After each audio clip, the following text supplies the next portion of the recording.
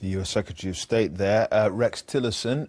Joining me from Washington is Andrew Wilder from the Asia Center at the U.S. Institute of Peace. He's been in charge of the Institute's Afghanistan program. It's good to see you. Thanks very much indeed for joining us. I'm really interested in this focus that there seems to be on India and what India can do to try and help America deal with the Afghanistan question. How much of a change do you believe this is from past administrations in bringing India into the fold in this area?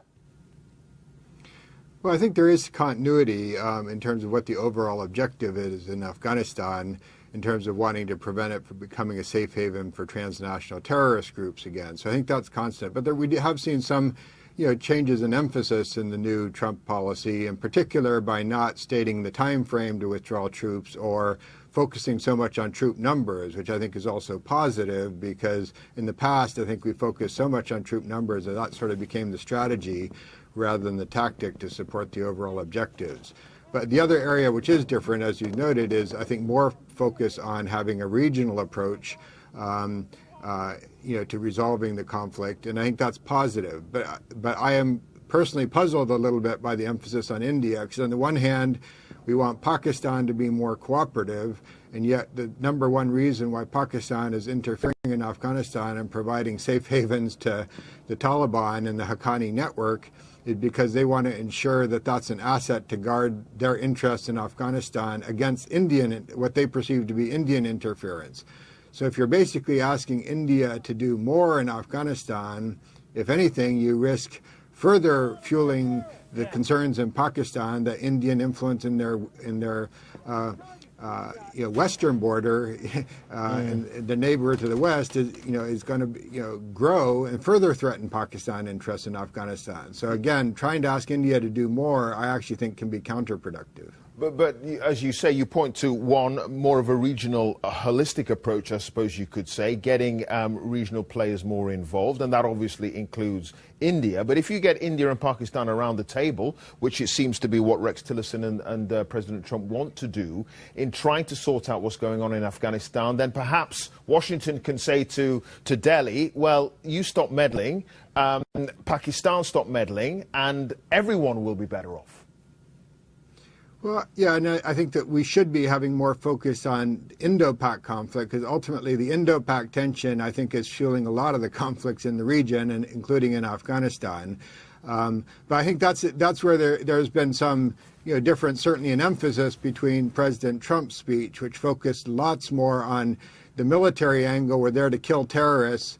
And I think it was, very helpful for Secretary Tillerson to emphasize that, no, we need more of a diplomatic and a political approach as well. Because I think if there's one lesson from Afghanistan as well as Iraq is that sort of simply killing bad guys, it doesn't win the war. And, where I think that the real opportunity lies in Afghanistan is, I'm actually encouraged that we're sending a modest increase in terms of military support.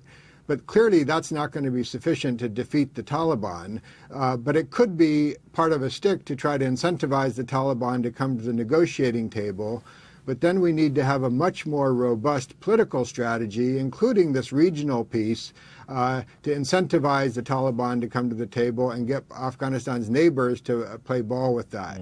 And I think in particular, if we can be clear to Afghanistan's neighbors, not just Pakistan, that the U.S. is actually really interested in bringing peace and stability to Afghanistan so that we can then withdraw our troops, I think we might get more cooperation in the region. Yeah, I mean, Lyndon Johnson focused on the body count in Vietnam. George W. Bush focused on the body count in Iraq, and we know what happened there. But given that there seems to be a little bit of conflict between what Rex Tillerson is saying and what President Trump is saying, Freudian slip there, who do we believe?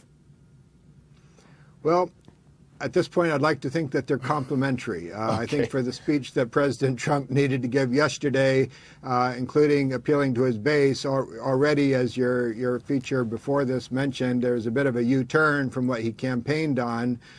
to what he gave in his speech. And so first, I'm certainly someone here who's very happy he didn't follow his gut instincts of simply precipitously withdrawing from Afghanistan, because then, we know that, the result of that would probably be state collapse and a return to anarchy, which would be bad for Afghanistan as well as the region, as well as the U.S. And so I'm glad he actually listened to his advisors and changed his policy on that. But then again, I'm hoping he will follow the advice of Secretary Tillerson and give a lot more attention to the need for a diplomatic and a political strategy to complement what I think will also be an important military strategy. Are there really elements within the Taliban who can be spoken to, negotiated with, as Rex Tillerson and, by extension, the president seem to suggest? I think there are, but I also think that's a proposition to be tested. Up until now, I don't think, frankly, in the last 16 years, the U.S. has ever seriously suggested that we're interested in a peace deal, politically negotiated end to the conflict. Sometimes we paid lip service to it, but it's our military policy that's always dominated.